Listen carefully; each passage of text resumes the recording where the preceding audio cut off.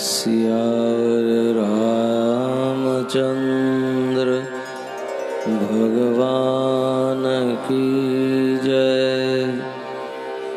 पवन सुत हनुमान जी महाराज की जय। सद्गुरु देव की जय। सत्य सनातन धर्म की जय। आइए हनुमंत विराजिए, कथा करूं मति अनुसार। प्रेम सहित गादी धरूं, पधारिए पवन कुमार। राम कथा के रसिक तुम, भगत राजमति धीर। आय सुआसन करिय प्रभु, तेज पुंज कपिवीर। वक्रतुंड महाकाय, सूर्यकोटि समप्रभ। निर्विघ्नं कुरु मे देव, सर्वकार्येषु सर्वदा। बंदौ गुरुपद कंज, कृपा सिंधु नर रूप हरि। महामोहतम पुंज, जासु बचन रविकर निकर। बोलिए श्री रामचंद्र भगवान की जय। पवन सुत हनुमान जी महाराज की जय। श्री गणेशाय नमः। श्री सरस्वत्यै नमः। श्री गुरुभ्यो नमः। श्री सीताराम चंद्राभ्यां नमः।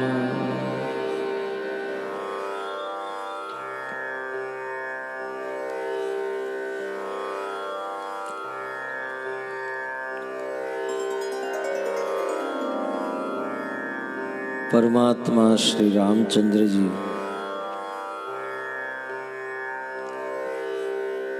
અને માં સીતાજી જાનકીજી એનું દિવ્ય ચરિત્ર એવું શ્રી રામચરિત માનસનું પાંચમું સોપાન સુંદરકાંડ એના વિશે આપણે આ સુંદર સુધાના સત્સંગમાં આજે પ્રવેશ કરવા જઈ રહ્યા છીએ। સુંદરકાંડ એ સુંદર અને સુધા એટલે અમૃત, એના ઉપરથી આ સત્સંગના પ્રવાહનું આપણે સુંદર સુધા એવું નામ રાખેલ છે, જેમાં સુંદર ચર્ચા અને સુંદર કાંડની ચર્ચા આપણે અવિરત આ સુંદર સુધાની અંદર જોઈશું। કિષ્કિંધા કાંડના છેલ્લા દોહાની જે કથા છે, શ્રી હનુમાનજી મહારાજની સમાધિસ્થ અવસ્થા, ધ્યાનસ્થ અવસ્થા છે, એમાંથી જામવંતજી એને જગાડે છે।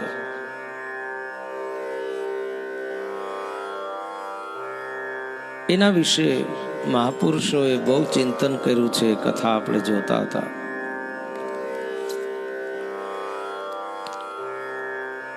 શ્રી હનુમાનજી છે એ સર્વ જીવોમાં પ્રાણ રૂપે રહેલા છે.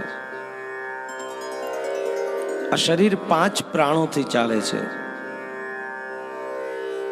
એક ગુપ્ત પ્રાણ છે જેને કુંડલી કહે છે. કુંડલીની જે ગુપ્ત રૂપે સુષુપ્ત રૂપે મારા ને તમારા બધાની અંદર પડેલી છે.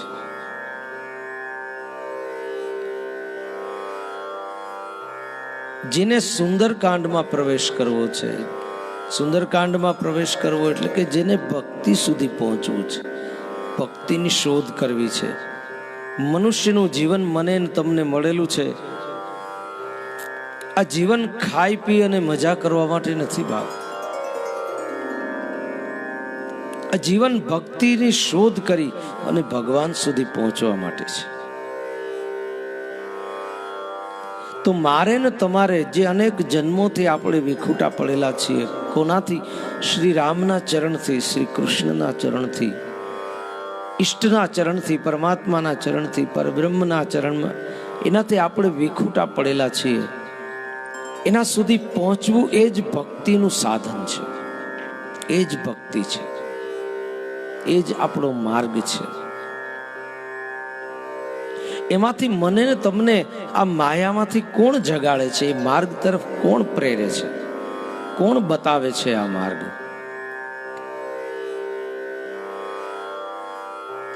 જામવંતજી બુઢા છે, વૃદ્ધ છે, ઘણી ઉંમરના છે. એમ કહે છે કે બલી બાધત પ્રભુ બાઢેવું, સો તનુ બરની ન જાય, ઉભય ધરીમાં દીની 7 પ્રદક્ષિણ. ભગવાન વામનમાંથી વિરાટ થયા. બલિરાજાને જ્યારે બાંધ્યા ત્યારે ભગવાનને એ વિરાટ સ્વરૂપને જામવંતજીએ 7 પ્રદક્ષિણા કરી. 3 પગ પૃથ્વીમાં ભગવાને બધું જ માપી લીધું હતું. આખી પૃથ્વી, સ્વર્ગ, બ્રહ્મલોક, જે તમે કહો એટલા મોટા સ્વરૂપને જામવંતજીએ 7 પ્રદક્ષિણા ફરીને બાંધી લીધા હતા. 7 પ્રદક્ષિણા ફરી અને એનો આદર, એક સન્માન કરેલું હતું ભગવાનનું. ત્યારથી લઈને આજ સુધી જામવંતજી છે. દ્વાપર યુગમાં ભગવાન શ્રી કૃષ્ણ જાંબવતીજીની સાથે પરણે છે. એટલે આટલા યુગોથી જામવંતજી છે.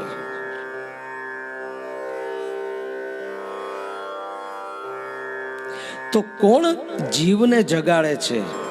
જે જ્ઞાનમાં વૃદ્ધ છે, આપણાથી કંઈક વધારે જ્ઞાન ધરાવે છે, ભક્તિ ધરાવે છે. આધ્યાત્મિક માર્ગમાં મારા ને તમારા કરતા જે વધારે આગળ છે, જે આપણાથી ઉપર છે, જે ભગવાનથી આપણા કરતા થોડો નજીક છે, જેને કંઈક ભાથું ભેગું કરેલું છે, એવી કોઈ મહાપુરુષ વ્યક્તિ, એવું કોઈ સદગુરુ મને ને તમને જગાડે છે. જગાડે છે એટલે શું?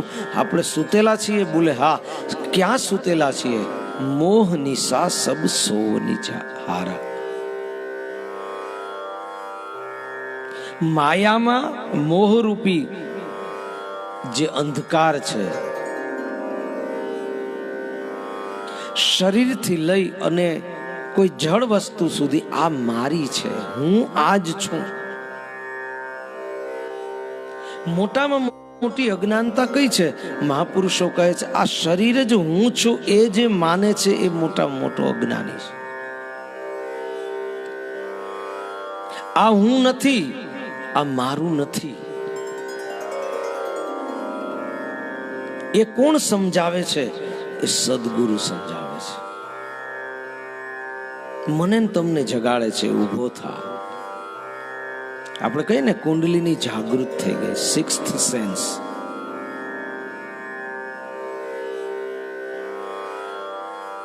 જામવંતજીએ હનુમાનજીને જગાડ્યા છે.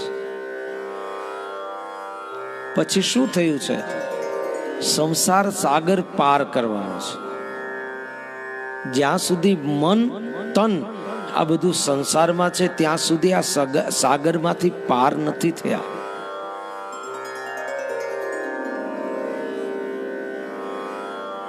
મોહરૂપી સંસાર, ભવસાગર રૂપી સંસાર, આ સમુદ્ર ભવ સિંધુ છે. જાગ્યા પછી સદગુરુની કૃપાથી જીવ આ ભવસાગરને પાર જાય છે. પછી બોલે કે બહિર્મુખ છે એમાંથી જીવ અંતર્મુખ બની જાય છે. લંકા નગરી, આ દેહ જ્યાં વિકારો ભરેલા છે, રાક્ષસો રૂપી વિકારો છે, વિકારો રૂપી રાક્ષસ જ્યાં આપણા દેહમાં ભરેલા છે, ષડવિકારો, એવી આ નગરીમાં જીવ અંતર્મુખ બને છે ગુરુની કૃપાથી. પછી એ કુંડલીની જાગૃત થઈ હોય છે, આત્મતત્વનું એને પામવાની એને જિજ્ઞાસા થાય છે. અને પછી ધીરે ધીરે કરતા એને એ પ્રાપ્ત થાય છે. આત્મતત્વ એને ઓળખે છે, ભક્તિ સુધી જીવ પહોંચે છે. આ સુંદર કાંડની યાત્રા છે, જેને પોતાનું જન્મ, જીવન અને મરણ બધું જ જેને સુંદર બનાવવું છે, એના માટેની આ કથા છે. કથા એનો પ્રારંભ કેવી રીતે થાય છે? બોલે સદગુરુ જીવને જગાડે છે. જાગ્યા પછી જીવ સમુદ્ર ઓળંગે છે, ભવસાગર પાર થાય છે, અને ત્યાં જઈ અને અંતર્મુખ બની અને પછી પોતાની ભક્તિની પ્રાપ્તિ કરે છે. પોતાના દેહમાં અંતર્મુખ થાય અને પછી ભક્તિની પ્રાપ્તિ કરે છે. ઓહો, અત્યાર સુધી આટલા જન્મોથી, આટલા વર્ષોથી, આટલા યુગોથી ક્યાં ક્યાં ભટકો છું, એની જીવને એનું ભાન થાય છે.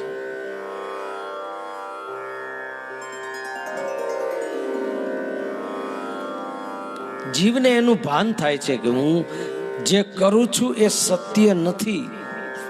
એ સદગુરુ બતાવે છે. સદગુરુ મને ને તમને કહે છે સત્ય આ નથી, સત્ય આ છે. બ્રહ્મ સત્યમ અને જગન મિથ્યા, આ સદગુરુ બતાવે છે.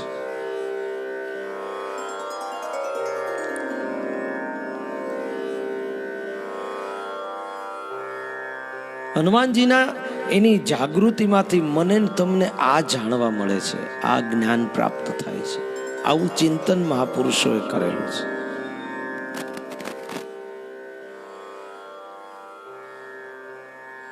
આ ચિંતન કરેલું છે. જાગ, ઉભો થા, સદગુરુ મને તમને જગાડે છે.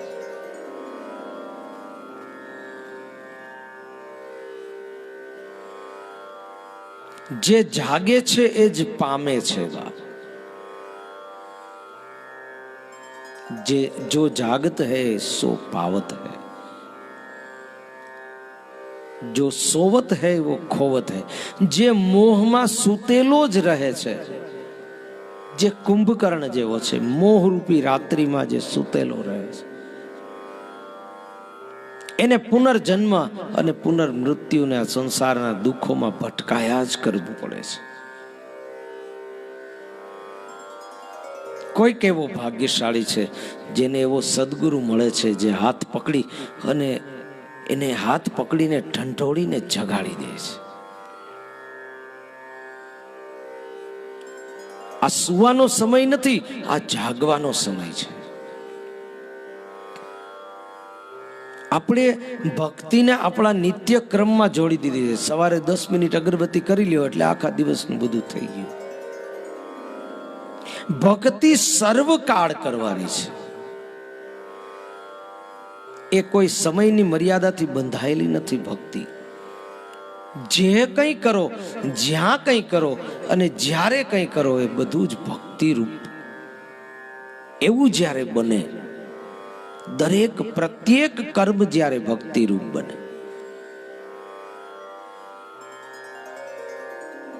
ત્યારે જીવ ખરા અર્થમાં જાગેલો છે.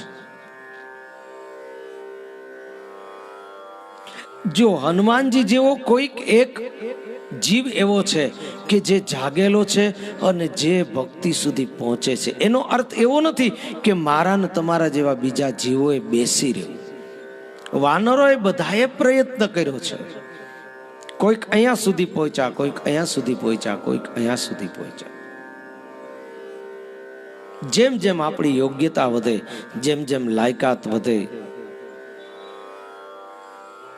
જીવ અધ્યાત્મ એટલે શું?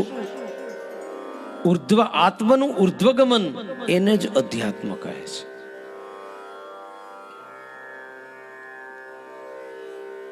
આપણે કેમ ધંધો કોઈ કરતા હોય તો એવું જ ઈચ્છે કે આજે વેપાર થયો એનાથી કાલ વધારે થાય, વેપાર કરતા નફો વધારે થાય, આ વર્ષે થયો એનાથી વધારે આવતા વર્ષે થાય.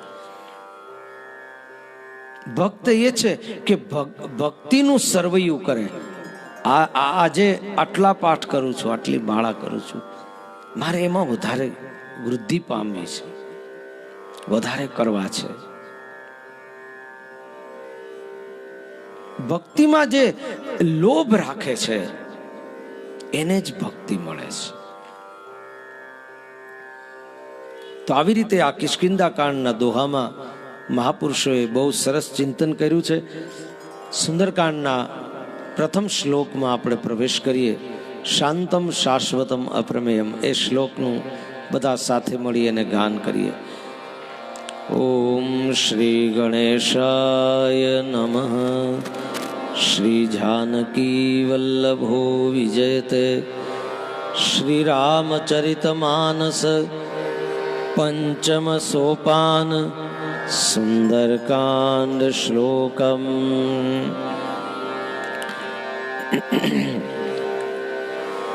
શાંતમ શાશ્વતમ પ્રમેયમનઘમ. નિર્વાણ શાંતિ પ્રદમ. બ્રહ્મા શંભુ ફણીન્દ્ર સેવ્ય મનિષમ. વેદાંત વેદ્યમ વિભુમ. રામાખ્યમ જગદીશ્વરમ સુરગુરુમ. માયા મનુષ્યમ હરિમ. વંદેહમ કરુણાકરમ રઘુવરમ. ભૂપાલચૂડામણિમ. વંદેહમ કરુણાકરમ રઘુવરમ. ભૂપાલચૂડામણિમ. ભૂપાલચૂડામણિમ. સર્વપ્રથમ શ્લોકમાં મંગલાચરણમાં, સુંદરકાંડના મંગલાચરણમાં સર્વપ્રથમ શ્રી રામચંદ્રજીની વંદના થઈ છે. 3 શ્લોકમાં 3 વંદના છે. મુખ્ય પદ આ શ્લોકનું છે વંદેહમ રઘુવરમ. રઘુવર એટલે કે રઘુકુળમાં જે શ્રેષ્ઠ છે એવા શ્રી રામની વંદેહમ. હમ અહમ, અહમ વંદે, હું એનું વંદના કરું છું, મંગલાચરણ કરું છું. મંગલમ આચરણમ યસ્ય, જેનું આચરણ મંગલ છે એનું સ્મરણ કરવાથી જીવનું મંગલ થાય છે. શ્રી રામજી કેવા છે? મંગલ ભવન અમંગલહારી. મંગલ ભવન અમંગલહારી. દ્રવહુ સુદશરથ અજીર બિહારી. દ્રવહુ સુદશરથ અજીર બિહારી. મંગલ ભવન અમંગલહારી. अमंगल हारी मंगल भवन अमंगल મંગલના ભવન છે અને અમંગલના હારી છે. જીવનું સદૈવ મંગલ કરનારા છે રામજી અને અમંગળ એનું દૂર કરનારા છે. એવા ભગવાન શ્રી રામચંદ્રજી રઘુવર શ્રેષ્ઠ છે, રઘુવંશના દીપક છે, રઘુવંશના સૂર્ય છે, સૂર્યવંશના સૂર્ય છે. એવા શ્રી રામની હું વંદના કરું છું. પ્રથમ શ્લોકમાં શ્રી રામચંદ્રજીની વંદના કરી છે. હવે જેવી રીતે કોઈ પણ ભગવાન છે સ્વતઃ સુંદર છે, ભગવાનને કોઈ પણ પ્રકારના આભૂષણો ન પહેરાવો, અલંકાર ન પહેરાવો, છતાં પણ ભગવાન તો સુંદર જ લાગે છે.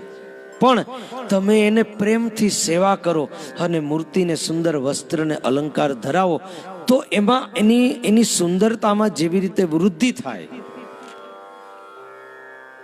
એવી રીતે ભાષાનો એક નિયમ છે. ભાષામાં તમે અલંકાર આભૂષણ છે ભાષામાં.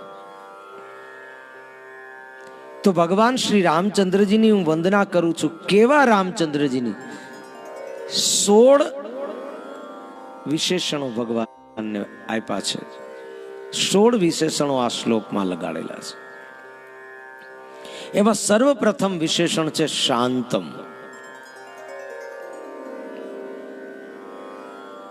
કેવા છે ભગવાન? શાંત સ્વરૂપ છે. શાંતાકારમ ભુજગશયન. હવે સર્પને આપણે ઘરમાં જોઈએ કે બહાર ક્યાંય જોઈએ તો આપણે શાંતિ રાખી શકીએ? ભગવાન તો શેષ શૈયા પર શયન કરે છે, છતાં પણ શાંતાકારમ છે. એનો અર્થ છે કે વિકારો ઉપર એનો કંટ્રોલ છે, એની ઇન્દ્રિયો ઉપર એનો કંટ્રોલ છે, મન બુદ્ધિ ચિત્ત અહંકાર ઉપર એનો કંટ્રોલ છે.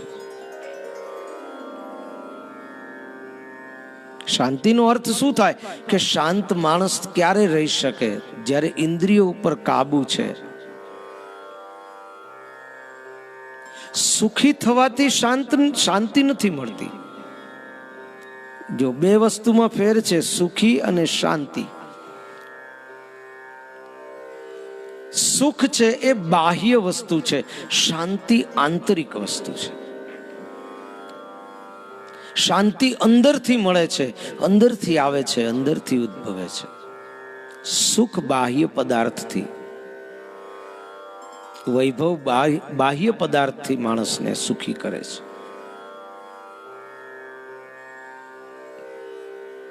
જે સ્થિત પ્રજ્ઞ છે, પોતાની ચિત્તવૃત્તિને જેણે કંટ્રોલમાં રાખી છે, સંયમ છે, એને શાંતિ મળે છે. ઇન્દ્રિયો ઉપર જેનો કાબુ છે એને શાંતિ મળે છે. ભગવાન શ્રી રામચંદ્રજીને સર્વપ્રથમ ઘોષણા એવી થઈ કે તમને કાલે રાજ્યાભિષેક થશે. અને એક જ રાત્રિનો સમય વીતો એવી ઘોષણા થઈ કે રાજ્યાભિષેક નથી મળવાનો, ભગવા પહેરીને વનમાં જવાનો છે. વાલ્મીકી આદિ ઋષિઓ અને તુલસીદાસજીએ ભગવાનના બંને સમયના મુખારવિંદનું દર્શન કર્યું.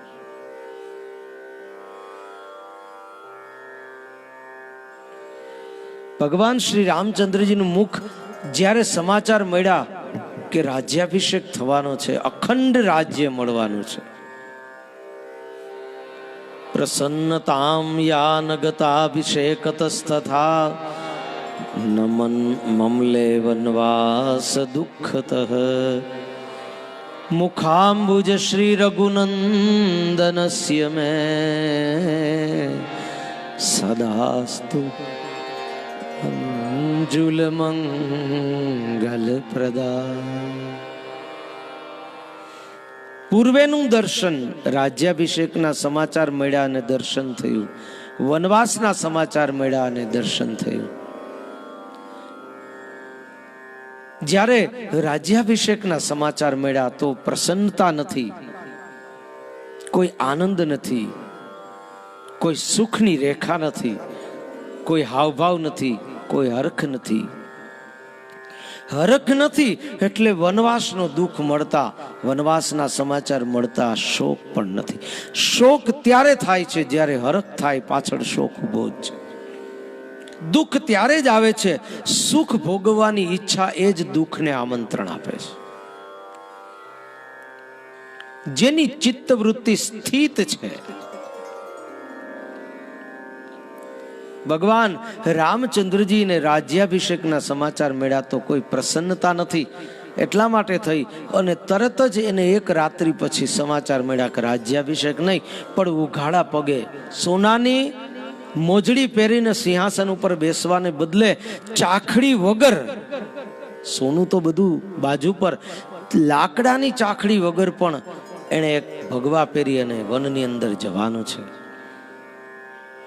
પરમ સીમા સુખની અને પરમ સીમા દુઃખની, છતાં પણ એના મુખારબિંદ ઉપર એની રેખા મુખારબિંદ ઉપર દુઃખની પણ નથી, સુખની પણ નથી. આ જોઈ અને તુલસીદાસજીએ કહ્યું કે રામ કેવા છે? શાંતમ,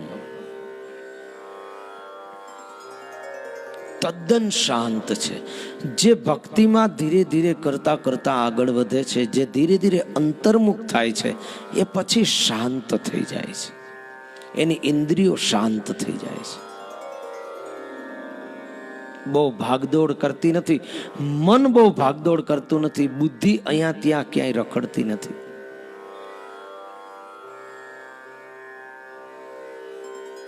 सबके ममता ताग बटोरी, मम पद मन ही बांधी बर डोरी.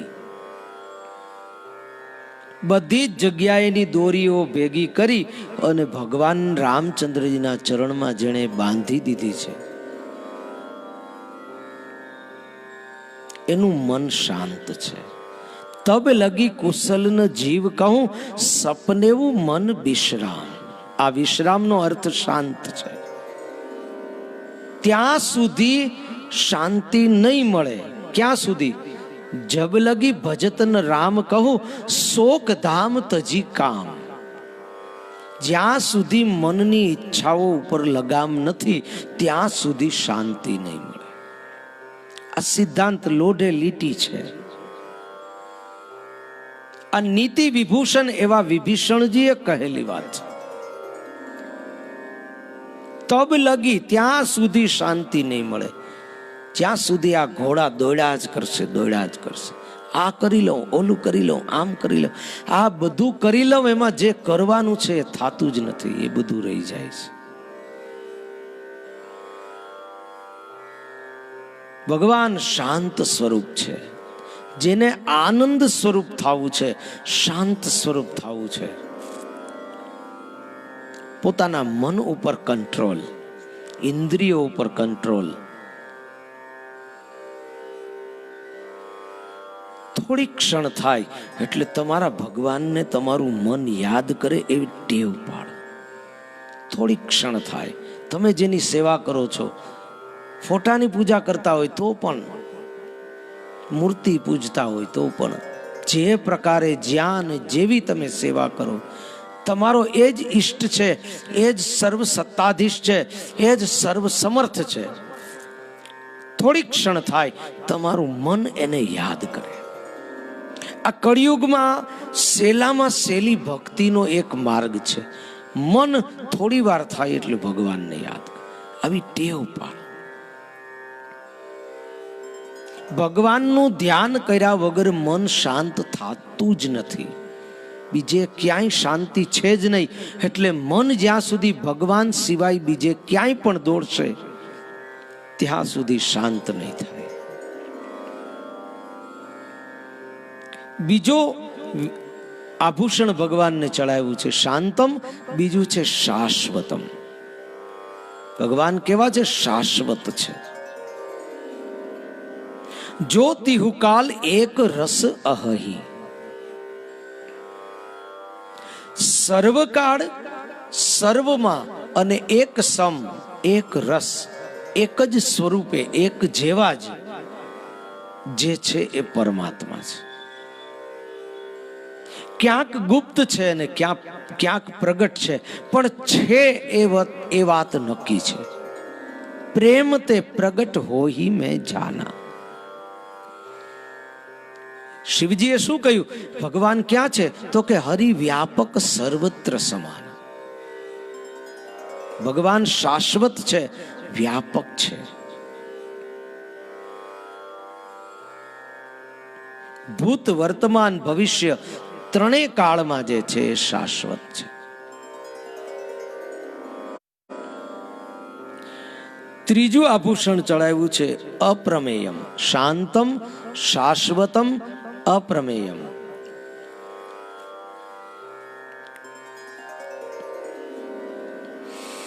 જ્યારે આ સંસારનું કંઈ જ ન હતું, જ્યારે આ સંસાર છે અને જ્યારે પ્રલય પછી આ સંસારનું કંઈ જ નહીં રહે, નહોતું, છે અને નહીં રહે, આ ત્રણેય કાળમાં જે છે, પૂર્વે હતા, વર્તમાનમાં છે અને ભવિષ્યમાં પણ જે હશે, એને અપ્રમેય કહે છે. અપરિમિત છે.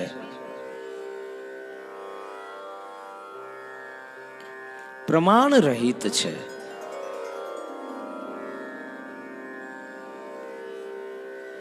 તમે એનો સમય ગણતરી ન કરી શકો. ભાગવતજીમાં ચતુશ્લોકી ભાગવત લખ્યું છે, એમાં સર્વપ્રથમ આ શ્લોક લખવામાં આવ્યો છે. અહમેવા સમેવાગ્રે નાન્યત યત સત અસત પરમ પશ્ચાદહમ યદેતચ્ચ યો વશિષ્યેત સોસ્મ્યહમ. યો અવશિષ્યેત, આ બધું જ વિનાશ થઈ ગયા છતાં પણ જે શેષ રહેશે, જે બાકી રહેશે, જેનું અસ્તિત્વ રહેશે, એ હું છું. અહમ એવ સમ અવગ્રે, બધાથી પૂર્વે હું જ હતો. આ બધું છે તો પણ હું જ છું, અને આ બધું જ નહીં રહે, કાંઈ જ નહીં રહે, છતાં પણ જે કંઈક બાકી રહેશે એ હું છું. શાંતમ, શાશ્વતમ, અપ્રમેયમ, અનઘમ. અઘ એટલે પાપ. ભગવાન કેવા છે? નિષ્પાપ છે. કારણ કે ભગવાનને વિકારનો સ્પર્શ નથી, અચ્યુત છે. ચ્યુત એટલે પડેલો. માણસ પડે છે ક્યારે? વિકારનો સ્પર્શ થાય ત્યારે જ માણસ પડે છે. ભગવાનને વિકારનો સ્પર્શ નથી, એટલે ભગવાન અચ્યુત છે, એટલે નિષ્પાપ છે.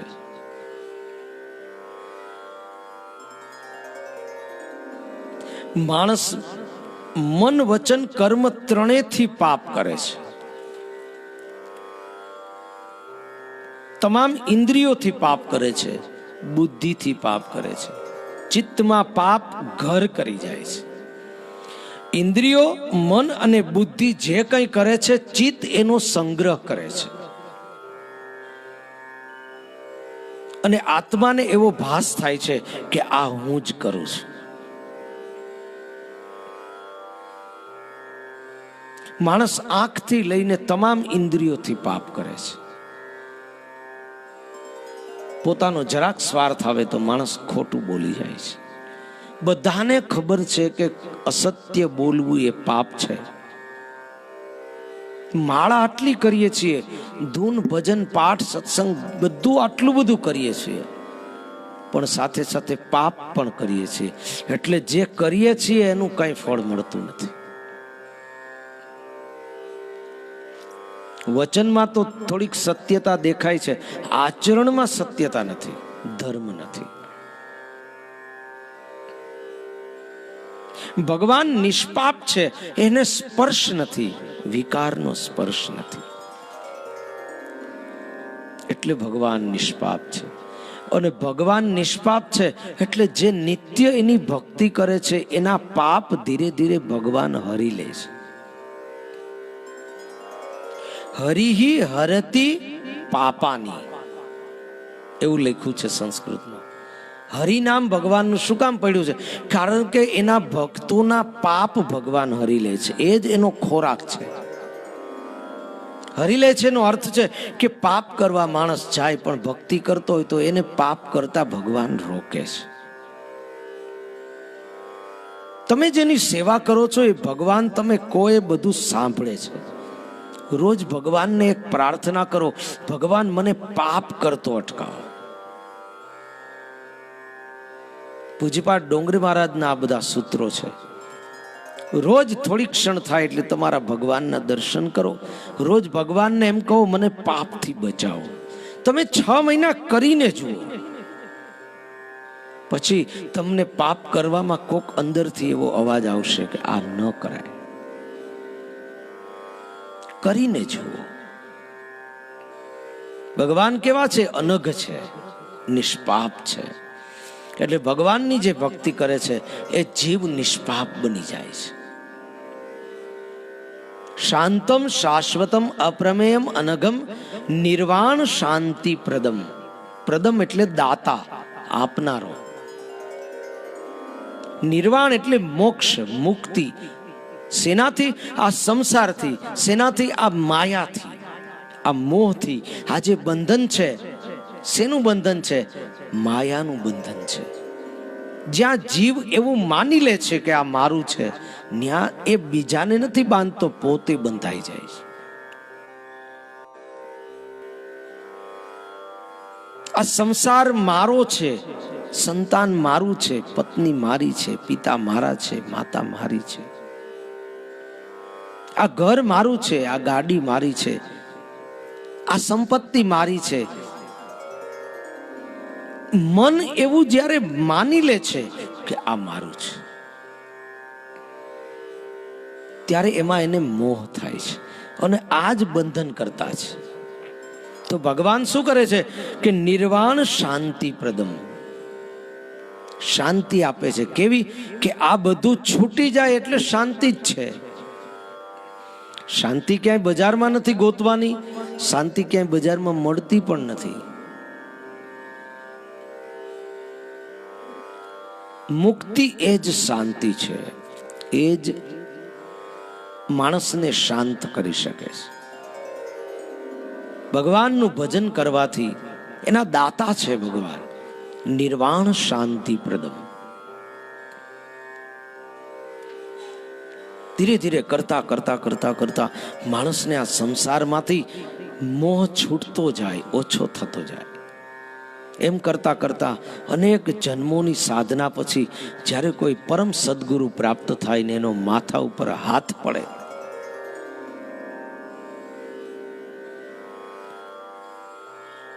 ભગવાન હનુમાનજી જ્યારે લંકામાં પ્રવેશ કરે છે તો લંકીની મળે છે. પછી સદગુરુ હનુમાનજીએ શું કર્યું? મુઠિકા એક મહાકપિહાની. અનેક જન્મોમાં સદગુરુ મળે, પણ આપણી જ્યારે યોગ્યતા થાય ત્યારે કોઈ મહાસદગુરુ મળે છે. મહાસદગુરુ એટલે, મહાન ગુરુ એટલે શું? કે જે ભગવાન સુધી પહોંચેલો છે, અનુભૂતિ જ તમારા ઉપર વરસાવે છે, એ મહાગુરુ છે. કીધેલું નહીં, શાસ્ત્રોનું નહીં, ક્યાંય સાંભળેલું નહીં, કાંઈ પ્રવચનમાંથી મેળવેલું નહીં, અનુભૂતિ જ જેના રોમે રોમમાં અનુભૂતિ છે, એ સદગુરુ, મહાસદગુરુ છે. જેને સતરૂપી પરમાત્માને પ્રાપ્ત કરેલો છે, એવો ગુરુ મને તમને જ્યારે મળે, એક મુઠ્ઠીકા મસ્તક ઉપર મારી દુર્બુદ્ધિને સદબુદ્ધિમાં ફેરવી નાખે, એ જ સદગુરુ છે. બહારથી ક્યાંયથી કંઈ લેવાનું છે જ નહીં. બહારથી આવે છે એ પાછું બહાર વયું જ જાય છે, અંદરથી જે આવે છે એ જ અંદર રહે છે. આ નિયમ છે. એક મુષ્ટિકા પોતાના હાથની માથા ઉપર મારે છે સદગુરુ, કૃપારૂપી એનો હાથ જ્યાં વરદ હસ્ત મસ્તક ઉપર પડે છે એટલે આ બંધનમાંથી મુક્ત માણસ થઈ જાય છે, જીવ મુક્ત થઈ જાય છે. અને મુક્ત થાય એટલે પરમાનંદની અનુભૂતિ થાય છે. બીજે ક્યાંય મુક્તિ હોય કે નહીં આપણને કાંઈ ખબર નથી. વેદોમાં એવું લખ્યું છે, આનંદની અનુભૂતિ એ જ મુક્તિ છે. આનંદો પરબ્રહ્મ એ જ મુક્તિ છે. બસ એ આનંદનો રસ શ્વાસે શ્વાસે અહર્નિશ તમારી અંદર જ્યારે આવ્યા જ કરે, આવ્યા જ કરે, આવ્યા જ કરે, તમારી ચિત્તવૃત્તિને ક્યાંય એને ડામાડોળ ન થવા દે, ક્યાંય વિચલિત ન થવા દે, ત્યારે સમજવું કે સદગુરુની કૃપા આપણા ઉપર ઉતરી છે. તમે રામ નામ લેવાની તમને ઈચ્છા થાય એ તો ભગવાનની કૃપા છે. પણ રામ નામ લેતા લેતા લેતા લેતા લેતા સંસાર ભૂલાઈ જાય અને રામમાં એના નામમાંથી જ્યારે આનંદની વર્ષા થાય, અમૃત બિંદુ જ્યારે રામ નામમાંથી મળે, ત્યારે સમજવું કે સદગુરુની કૃપા છે. ભગવાનની કૃપા કરતા પણ સદગુરુની કૃપા વધારે મહાન છે. તમે જે મંત્રનો જપ કરો છો એમાં તમે એવા તન્મય થઈ જાઓ, એવા સંસાર જ્યારે વિસ્મૃત થાય ત્યારે જ શાંતિ મળે છે, ત્યારે જ શાંતિ. નિર્વાણ શાંતિ પ્રદમ, એ શાંતિ, એ આનંદ, એ રસ હનુમાનજી માટે લખ્યું છે તુલસીદાસજી કે રામ રસાયન તુમરે પાસા, અયન ભવન ખાણ. રામની ખાણ છે એ તો વાત અલગ છે, પણ રામમાંથી જે આનંદ મળે, રસ મળે, અમૃતનું બિંદુ મળે, એની તમારી પાસે ખાણ છે, આનંદની ખાણ છે. રામ રસાયન.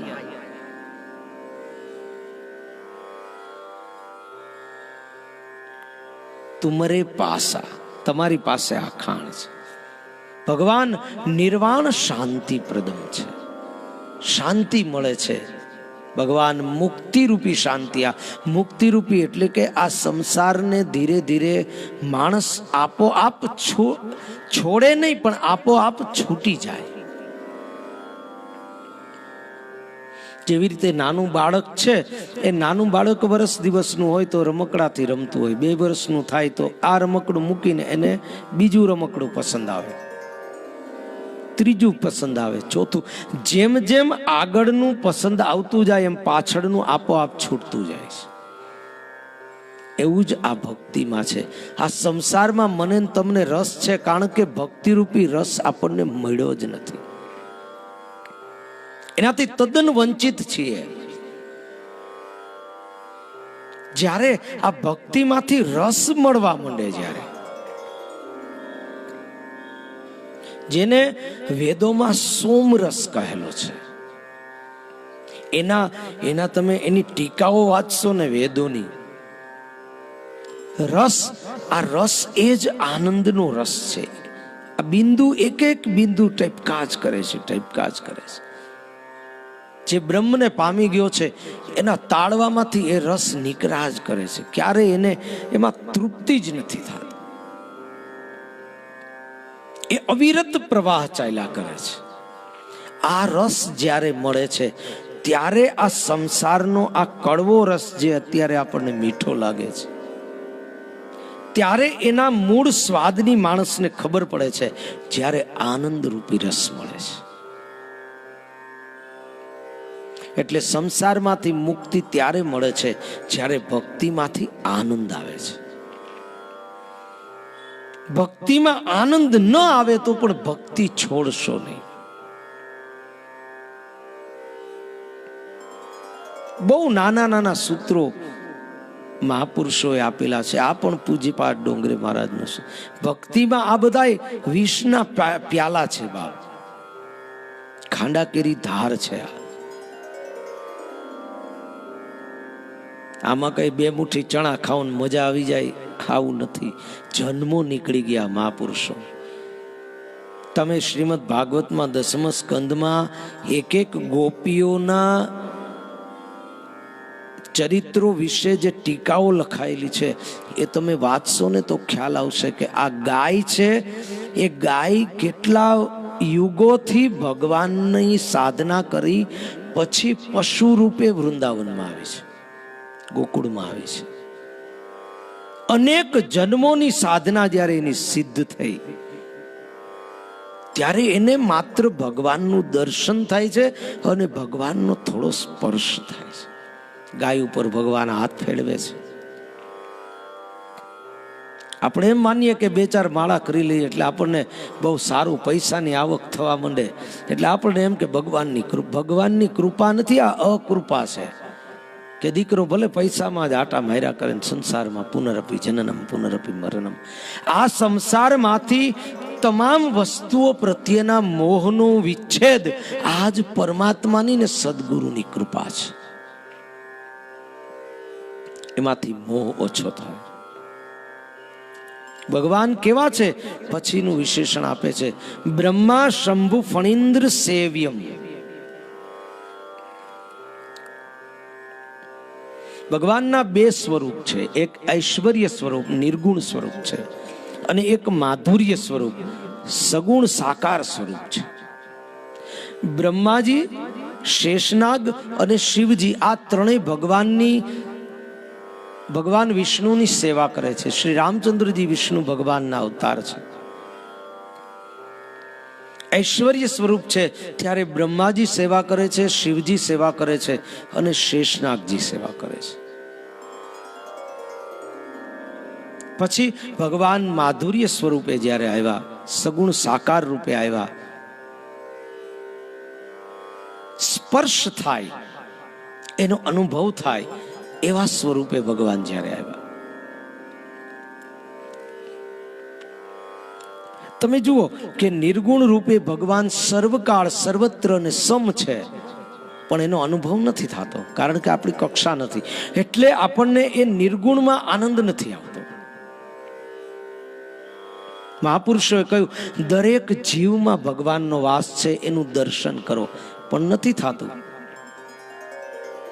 વેપારીની દુકાને દીવાબત્તી કર્યા પછી પેલો જ ઘરાક કોક આવે તો એમાં એને અગરબત્તી કર્યો એ ભગવાન એમાં ઘરાકમાં નહીં દેખાય. એમાં તો એના ખિસ્સામાં માલ કેટલો છે એ દેખાવાનો છે. એટલે નિર્ગુણ મને ને તમને બહુ મદદરૂપ નહીં થાય, એમાં આનંદ નહીં આવે. પણ સગુણ સાકાર જે છે એ મને તમને આનંદ આપે છે. એની સેવા કરો તો આનંદ મળે, એનું દર્શન કરો તો આનંદ મળે, એનું પદ ગાઓ તો આનંદ મળે, એનું કીર્તન કરો તો આનંદ મળે, એના નામનો જપ કરો તો આનંદ મળે. સગુણ છે એમ કારણ કે આપણે સગુણ છીએ. સત્વ રજત તમ 3 ગુણો છે. ઇન્દ્રિયો સહિત આપણો આ દેહ બનેલો છે 5 મહાભૂતોથી. એટલે ભગવાન જ્યારે પૃથ્વી ઉપર આવે ત્યારે મારા ને તમારા જેવા દેખાય છે. પછી એ મૂર્તિ તરીકે આવે, ભગવાન મંદિરમાં પૂજાય. જ્યારે કૃષ્ણ ભગવાન અથવા તો શ્રી રામજી જ્યારે આ પૃથ્વી ઉપર હાજર હતા, પ્રત્યક્ષ રૂપે હાજર હતા, પછી મંદિરમાં મૂર્તિ સ્વરૂપે. પણ મૂર્તિમાંથી માણસને એટલો જ આનંદ આવે છે કારણ કે સગુણ સ્વરૂપ.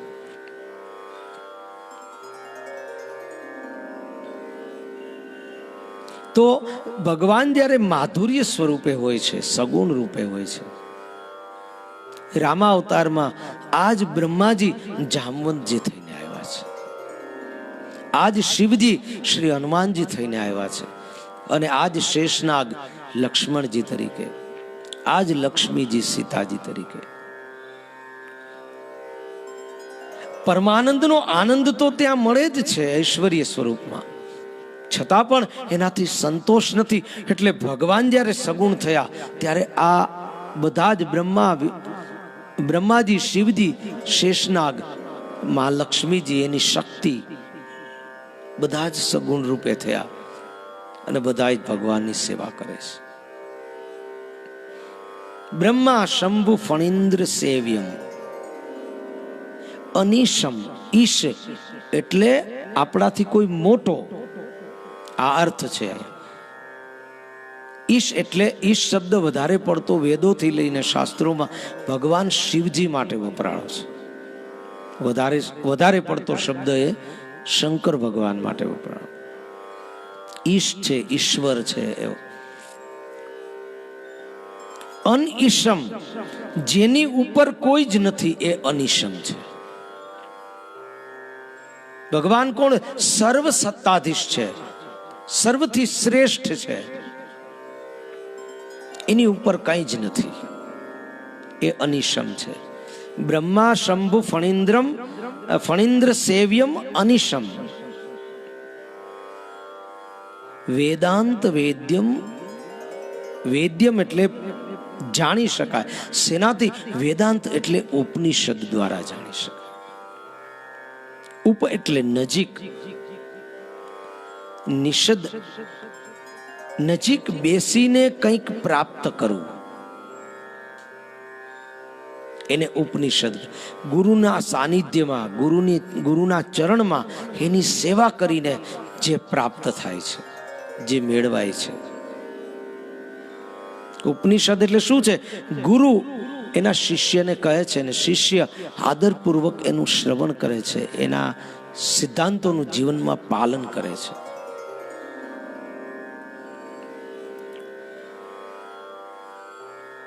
વેદાંત વેદ્યમ વિભુમ, જે ઉપનિષદો દ્વારા જાણી શકાય છે. આ કેવો છે? એનું કંઈક તમે જાણી શકો છો. આવો છે.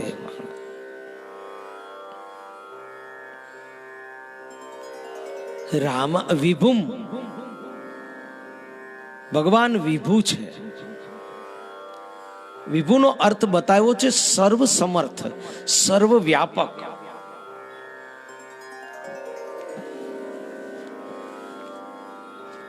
ભગવાન કેવા છે? સર્વ વ્યાપક છે.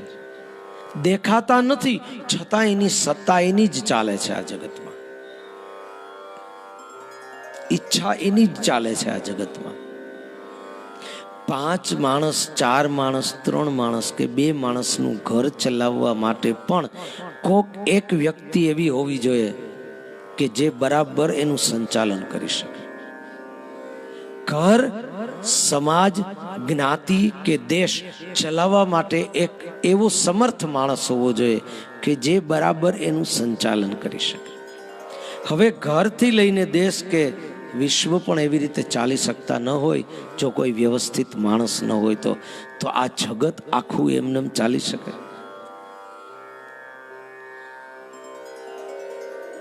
એની જ સત્તા સર્વકાળ અને સર્વત્ર એની જ સત્તા ચાલે છે. એની જ સત્તા ચાલે છે. એને વિભુ કહે છે.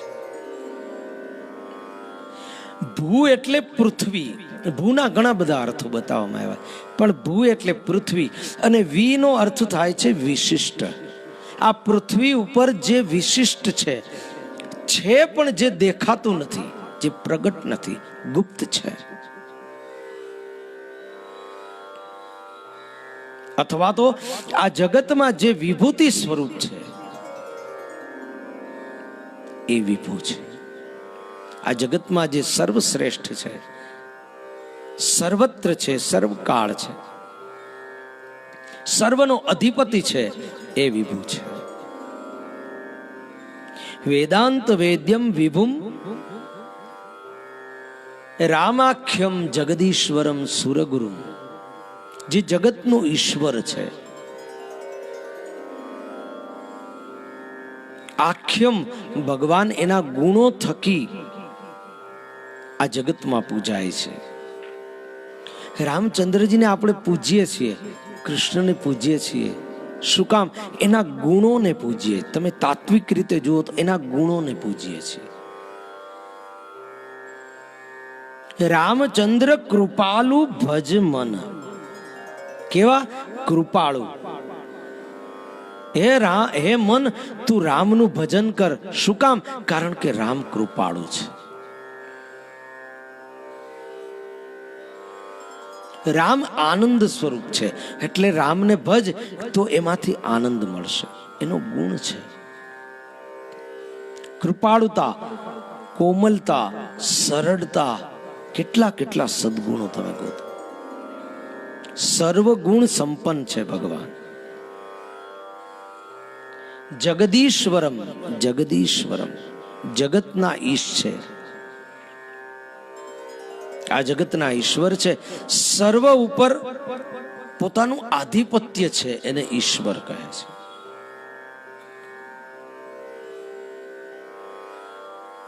સર્વ ઉપર જેનું આધિપત્ય છે. તમે જુઓ, જે ભગવાનને ભજે છે એના ઉપર જ ભગવાનનું હાલે એવું નથી. જે નથી ભજતા, જે નાસ્તિક છે, એના ઉપર સત્તા તો ભગવાનની જ ચાલે છે. એવું જો ન હોત, એવું ન હોત ને તો આ જગતમાં અસત્યનો અને વિદ્રોહીનો જ, જે અધર્મી છે એની જ સત્તા ચાલતી હોત. પણ એવું નથી થતું. આ વિશ્વમાં બધા જ દેશોએ પોતપોતાની રીતે કેટલા આયુધો બનાવેલા છે. એક બોમ્બ ફેંકે તો આટલા ક્ષેત્રફળમાં બધું જ નાશ પામી જાય, આખા દેશ નાશ પામી જાય. હવે બનાવ્યા છે શું કામ? કઈ ફ્રીજમાં રાખવા માટે કે શોકેસમાં રાખવા માટે જ નથી બનાવ્યા. પણ એ વાપરતા નથી. શું કામ? સત્તા એની ઉપર રામની જ ચાલે છે. નહીતર તો બનાવે એટલે તરત પ્રયોગ ન કરી નાખે. હાલો આને પતાવી દે, આને પતાવી દે. બનાવે છે કોણ? જેના મગજ વિકૃત છે એ જ બનાવે છે. તામસી મગજ છે એ જ બનાવે છે. એને જ આવો વિચાર આવે છે. પણ એ વિચારથી અટકી જાય છે, એનો પ્રયોગ નથી થતો, કારણ કે સત્તા ભગવાનની ચાલે છે. વાતો એટલી થાય, આના ઉપર આમ કરી નાખે ને આના ઉપર આમ કરી નાખે, ફલાણું કરી નાખે, ઢીકણું.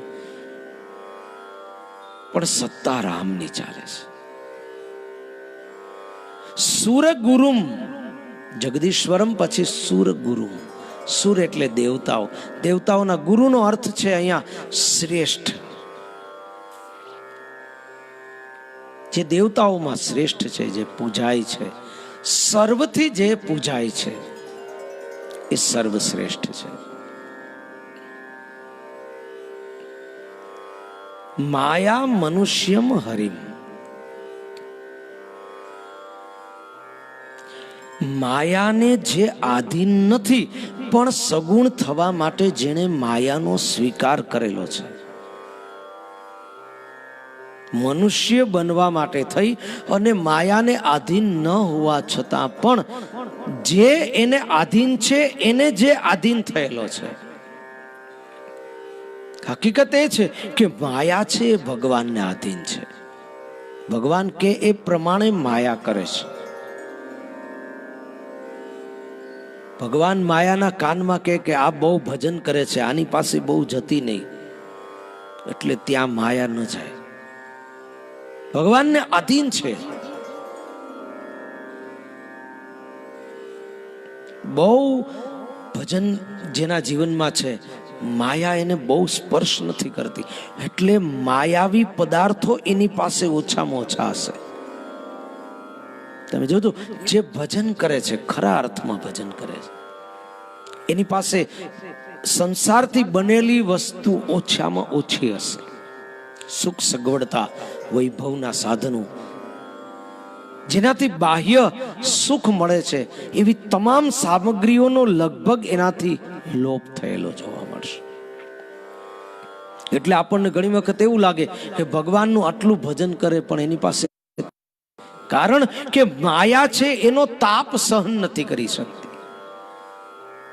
ભજનનો જે તાપ છે, ભક્તિનો, એના સાધનનો એનો જે તાપ છે, એ ભજન એ સહન નથી થતું, એટલે માયા એનાથી દૂર જ રહે છે. આ ભગવાનની કૃપાનો એક અંશ છે. આ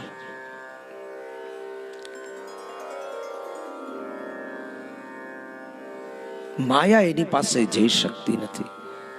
એનો અર્થ છે કે ભગવાનને આ માયા આધીન છે, પણ નિર્ગુણમાંથી સગુણ થવા માટે ગુણનો સહારો લેવો પડે.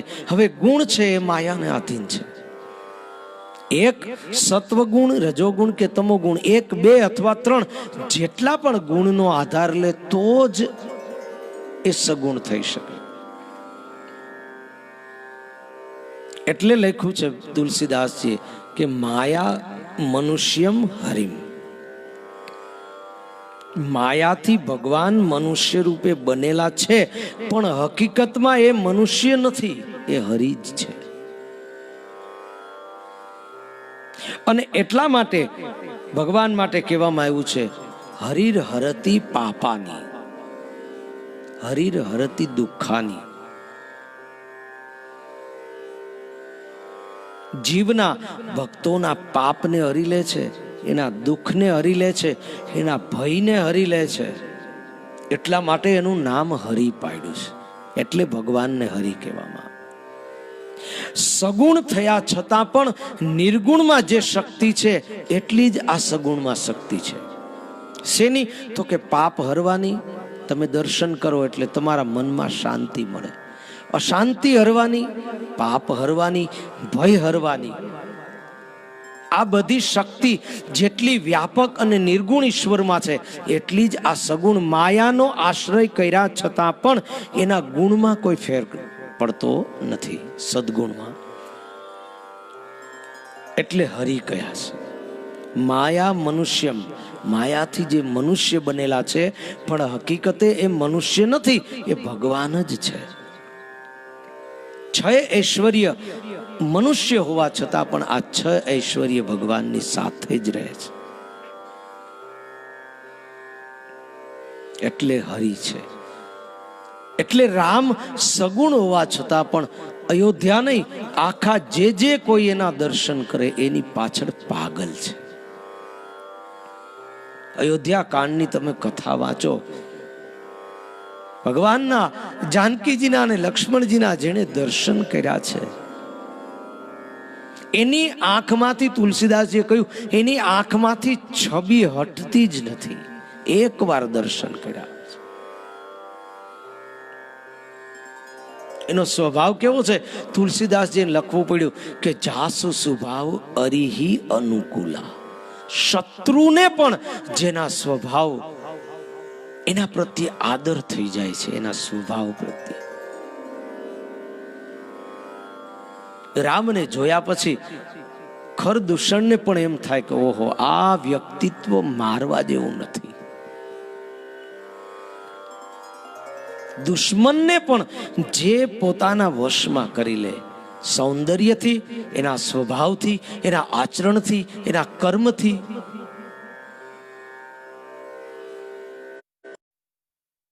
પોતે જે ધર્મ પાળે છે એનાથી.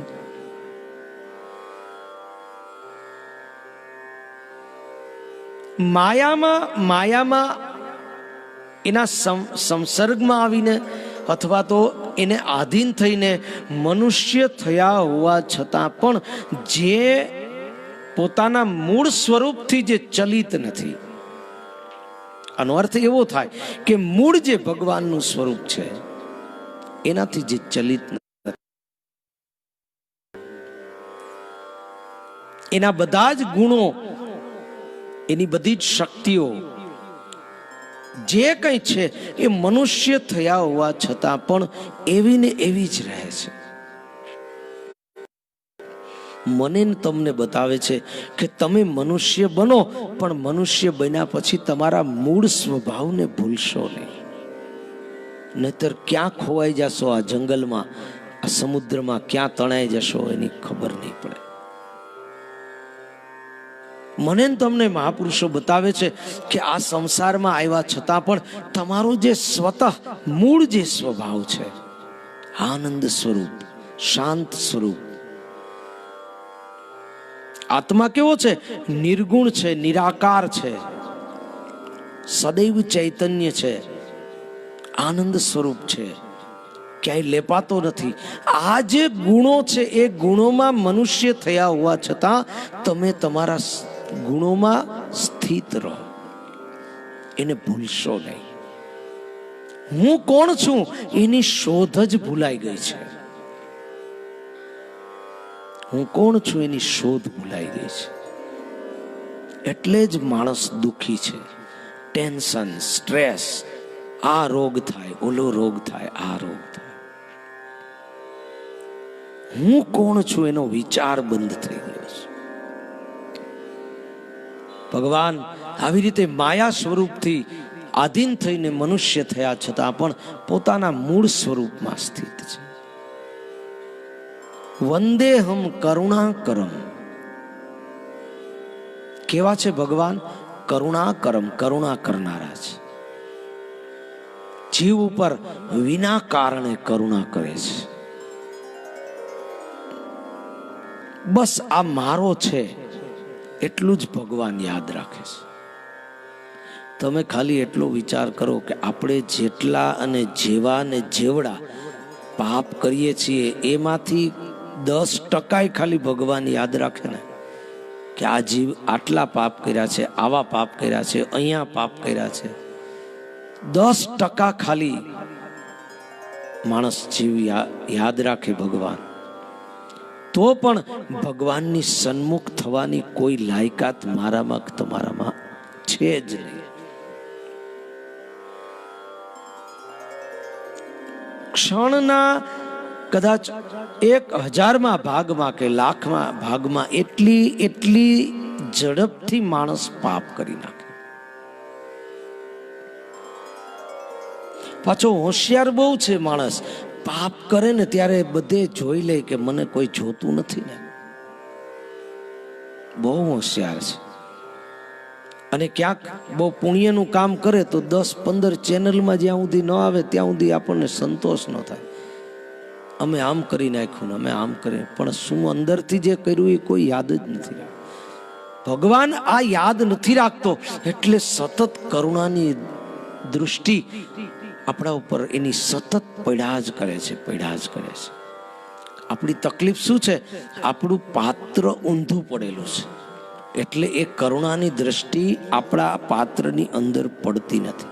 આ તુંબડું છે ને ભગવાને ઊંધું ફિટ કરેલું છે બહુ વિચારીને, એટલે જે બધું પડે ને લસરીને પાછું નીચે વયું જાય, કાંઈ આમાં ઉતરે નહીં. ભગવાનનો સ્વભાવ છે કરુણાકરમ રઘુવરમ ભૂપાલ ચૂડામણી. રઘુકુળમાં શ્રેષ્ઠ છે ભગવાન. વર એટલે શ્રેષ્ઠ. રઘુકુળમાં, રઘુવંશમાં, સૂર્યવંશમાં શ્રેષ્ઠ એવા શ્રીરામની હું વંદના કરું છું. એ કેવા છે? બોલે કે ભૂપાલ ચૂડામણી. ભૂ એટલે પૃથ્વી, પાલ એટલે પાલન કરનાર, અને ચૂડામણી એટલે શ્રેષ્ઠ. આ પૃથ્વીના પાલકો એટલે કે રાજાઓમાં જે શ્રેષ્ઠ છે. આજ સુધી રામ રાજ્યને આપણે યાદ કરીએ છીએ. આપણે સૌ ભાગ્યશાળી છીએ કે આપણે જીવીએ છીએ બધા ત્યાં આવતીકાલે રામ જન્મભૂમિમાં શિલાન્યાસ થઈ રહ્યો છે ને ભગવાન શ્રી રામચંદ્રજીનું ભવ્ય મંદિર, એનું નિર્માણ આવતીકાલથી શરૂ થવાનું છે. આપણે નસીબદાર છીએ કે આ સમય જોવા માટે આપણે જીવતા છીએ. આ સમય જોવા માટે આપણે જીવતા છીએ. કેટલી પેઢીઓ હોય ગઈ ત્યારની આ ધમાલ હાલે છે. મારું છે ને તારું છે. ભૂપાલ ચૂડામણી. આ રામ રાજ્ય ન ભૂતો ન ભવિષ્યતિ. ક્યારેય થયું નથી, ક્યારેય થશે નહીં એવું રામ રાજ્ય, એવો રાજા. રામ રાજ્યના એમાં જે એની જે ચોપાઈઓ છે તમે વાંચશો અને એનો અહેસાસ કરજો કે આ કેવું હશે. કોઈ દ્રોહી નથી. દંડ જેવો શબ્દ જ રામ રાજ્યમાં નથી. દંડ એક યતિ સંન્યાસી પાસે, એની પાસે જે દંડ લાકડાનો હોય એ જ દંડ.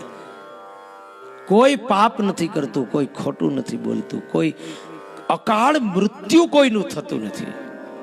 અકાળ મૃત્યુ પાપને કારણે જ થાય છે, આ શાસ્ત્રો કહે છે. અકાળ મૃત્યુ થાય છે એ આ જન્મ નહીં, અનેક જન્મોના પાપને કારણે જ અકાળે મૃત્યુ થાય. આજે તમે જો આ વિનાશ કોરોનાના રૂપમાં અકાળે જેના જેના મૃત્યુ થાય છે, અનેક જન્મોના મારા તમારા પાપ એકત્રિત થાય ત્યારે અકાળ મૃત્યુ થાય છે. કાળ એટલે સમય, સમય મૃત્યુનો નિશ્ચિત છે, પણ એના પૂર્વે જેનું મૃત્યુ થઈ જાય છે એને અકાળ મૃત્યુ કહે છે. નિમિત્ત ગમે તે બને છે, પણ સમય પૂર્વે જે મૃત્યુ પામે છે એ રામ રાજ્યમાં અકાળ મૃત્યુ નથી. આવો દિવ્ય રાજા ન ભૂતો ન ભવિષ્યતિ. રામ જેવો રાજા આ જગતમાં ક્યારેય થયો નથી, ક્યારેય થવાનો પણ નથી. ભગવાન રામની આવી રીતે વંદના કરી છે. વંદન કરું છું, શું કામ વંદન કરું છું?